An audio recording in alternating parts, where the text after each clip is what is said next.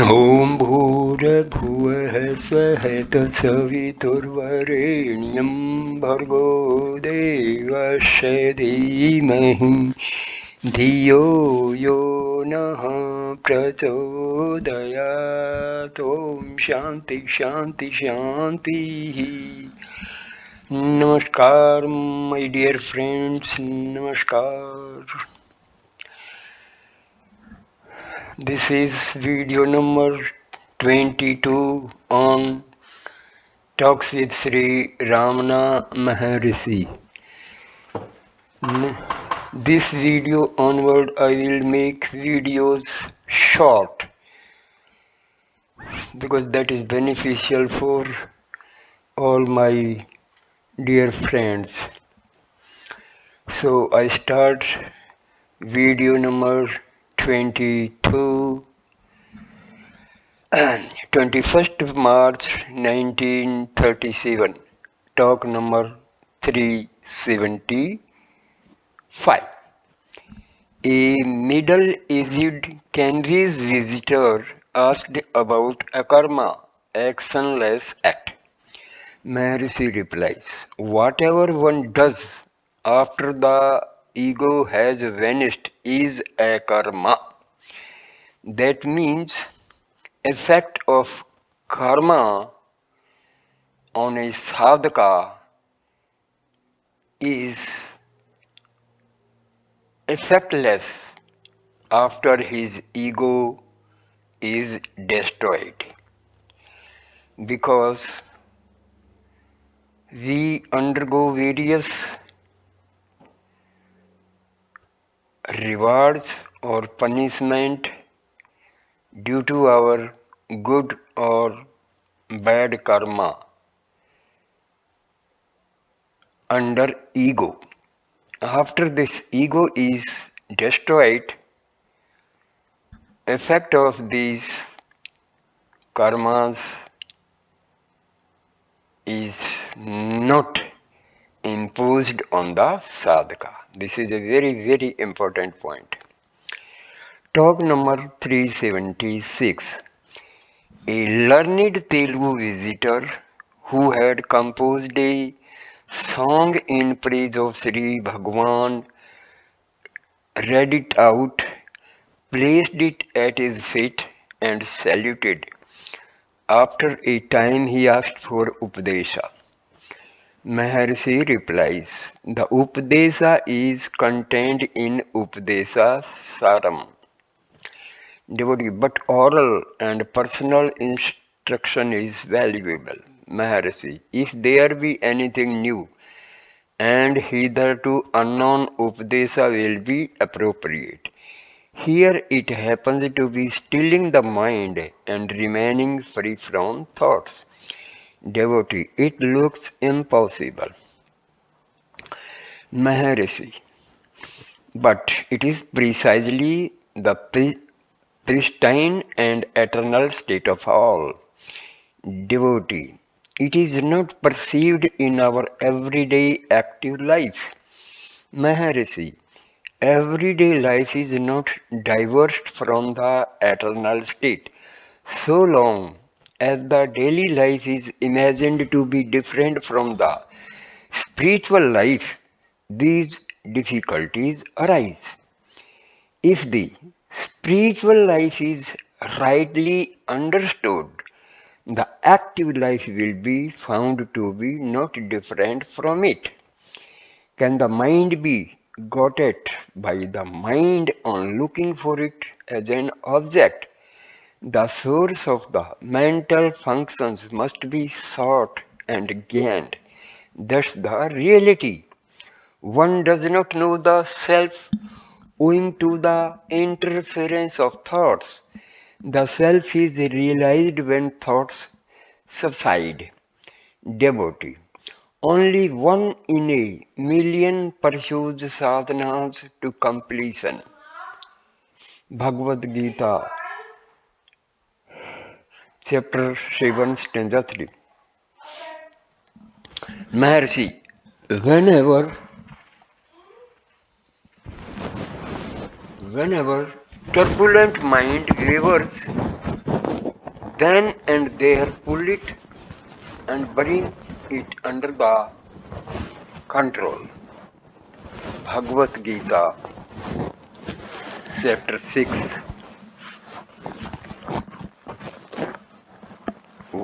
stanza 26. Seeing the mind with the mind, manasa mana alokaya. So proclaim the Upanishads. Devotee, is the mind an upadhi, limiting adjunct?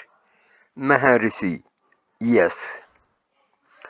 22nd March 1937, talk number 377. A middle-aged Andhra visitor, a man is said to be divine. Why then does he have regrets? Maharshi, divinity refers to the essential nature. The regrets are of Prakriti. Devotee, how is one to overcome regrets? Maharshi, by realizing the divinity in him. Devotee, how? Maharshi, by practice. Devotee, what kind of practice? Maharshi, meditation. Mind is not steady with meditation.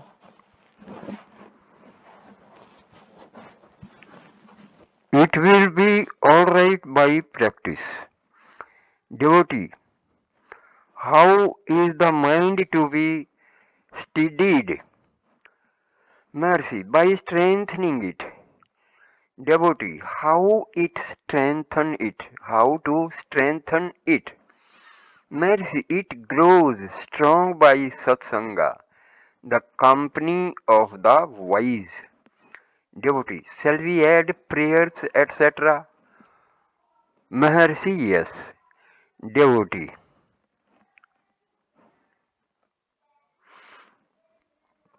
what of the one who has no regrets? Maharshi, he is an accomplished yogi. There is no question about him. Devotee, people cite disasters, for example, earthquakes, famines, etc., to disapprove God. How shall we meet their contention?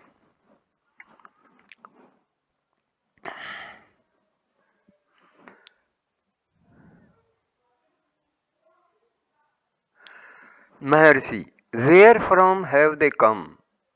Those who argue. Devotee, they say nature. Maharshi, some call it nature, others God. Devotee, are we to keep anything against a rainy day or to live a precarious life for spiritual attainments? Mercy, God looks after everything. 27th March 1937, talk number 378. In a conversation with an Andhra visitor, Sri Bhagavan quoted, ऐसा अस्मा समय महाबहो मनो दुर्निघम चलम अभ्यसेना तो कौन्तेया वैराग्येन च गृह्यते. Without doubt, O mighty armed hero, the mind is restless, hard to curb, yet by constant effort, Partha, matched with detachment, curbed it is. To explain Vairagya, Sri Bhagavan again quoted Sankalpa Prabhavan कामामंत त्याक्तवा सर्वण ऐसे सतः मन सावेन्द्रिया ग्रहमम विनिमया समन्तः. Having cast out without remains all longing born of thought for self, having drawn in by mind alone, his team of senses from all sides. As for practice abhyasa, sanaye sanipurnmil buddhaya dhriti grihitya Atma samastham manah kartavana kinchidapi chintayate. By slow approaches, let him come to rest with patient, rock-poised will, his mind at home in selfhood pure. Let him create no thought at all. Again for jnana, यतो यतो निश्चरति मानस चंचलम आसिरम तत्सतो नित्याम तद आत्मनेयेव वासमने. Though over and over the fickle mind, all restlessness is wandering goes, still over and over let his regain control and poise it back in self.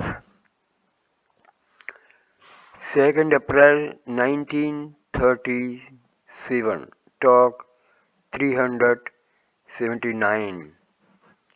One Tirumalpad of Nilambar, a Malayali gentleman, asked Sri Bhagwan for an explanation of Atma Vidya, knowledge of the self.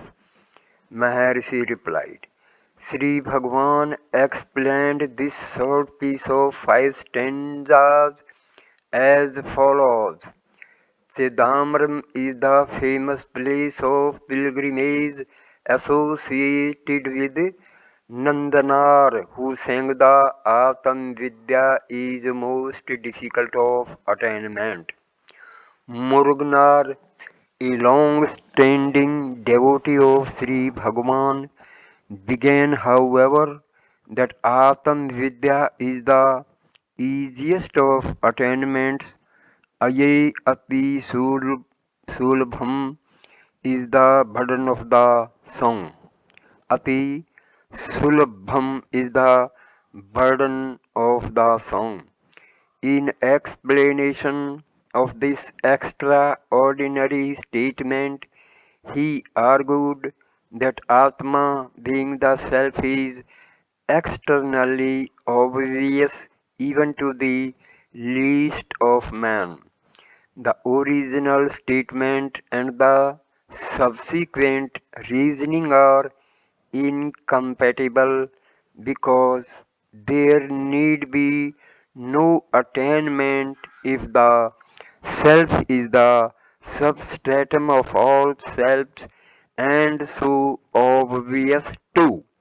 Naturally, he could not pursue the theme further and laid the first 4 lines composed by him before Sri Bhagwan for completion.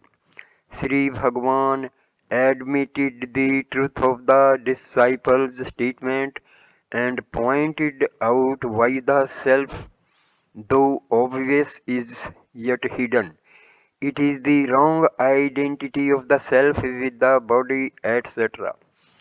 Devotee, how did the wrong identity arise? Maharshi, due to thoughts. If these thoughts are put an end to, the real self should shine forth of itself. Devotee, how are these thoughts to be ended? Maharshi, find out their basis. All of them are strung on the single I thought.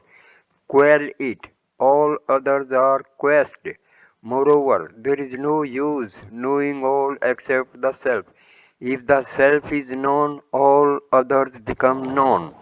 Hence is self-realization the primary and sole duty of man. Devotee, how to quell the I thought? Maharshi, if its source is thought, it does not arise and thus it is quelled. Devotee, where and how to find it? Maharshi, It is in fact the consciousness which enables the individuals to function in different ways. Pure consciousness is the self. All that is required to realize the self is to be still. Devotee, what can be easier than that? Maharshi, so Atma Vidya is the easiest of attainment. Talk 380. A European gentleman asked, how do you answer the questions, who are you? Mercy, ask yourself the question, who am I?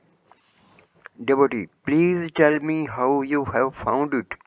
I shall not be able to find it myself.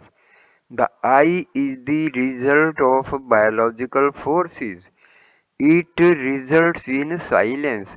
I want to know how the master finds it. Maharshi, is it found only by logic? The scientific analysis is due to intellect. Devotee, according to J.C. Bose, nature does not make any difference between a worm and a man. Mercy, what is nature? Devotee, it is that which exists. Mercy, how do you know the existence? Devotee, by my senses. Mercy, my implies your existence, but you are speaking of another's existence. You must exist to speak of my senses. There cannot be my without I. Devotee, I am a poor creature. I am a poor creature. I come to ask you, great master that you are, what this existence is. There is no special significance in the word existence. He exists, I exist, and others exist. What of that? Maharshi, the existence of anyone posited shows your own existence. Existence is your nature. Devotee, there is nothing strange in anything existing. Bhagwan. Maharshi, how do you know its existence rather than your own existence? Devotee, what is new in the existence of anything? I take up your book and read there that the one question one should ask oneself is, who am I? I want to know, who are you? I have my own answer. If another says the same, and so too millions of others, there is the probability of the self. I want a positive answer for the question and no playing with words. Mercy, in this way, you are in the region of probabilities at the best. Devotee, yes, there are no certainties. Even God cannot be proved to be absolute certainty. Mercy, leave God alone for the time being. What of yourself? Devotee, I want confirmation of the self. Mercy, you seek the confirmation from others. Each one, though addressed as you, styles himself I. The confirmation is only from I. There is no you at all. All are comprised in I. The other can be known only when the self is posited. The others do not exist without the subject. Devotee, again this is nothing new.